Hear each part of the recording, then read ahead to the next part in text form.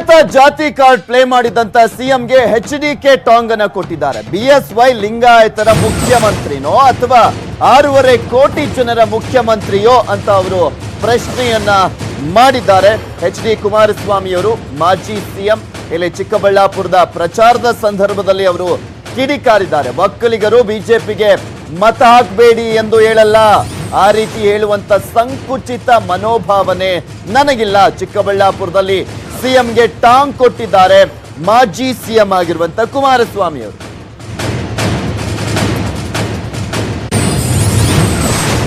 ಏನಾದ್ರು ವಿಧಾನಸೌಧ 3ನೇ ಮಾಡಿನಲ್ಲಿ ನಾನು ಮುಖ್ಯಮಂತ್ರಿ ಆಗಿದ್ದೇನೆ ಅಂತ ಹೇಳಿದ್ರೆ ಅದಕ್ಕೆ ರಮೇಶ್ ಜಾರಕಿಹೊಳಿ ಪ್ರಮುಖ ಕಾರಣ ಅನ್ನೋ ಮಾತನ್ನ ಬಹಳ ಹೆಚ್ಚು ಹೇಳ್ತೇನೆ.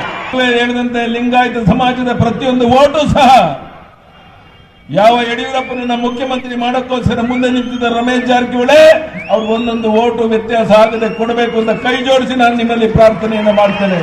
ಓಟು ಸಹ ಕಾಂಗ್ರೆಸ್ನ ಜೆಡಿಎಸ್ನ ಅಭ್ಯರ್ಥಿಗಳಿಗೆ ಕೊಡಬಾರದು.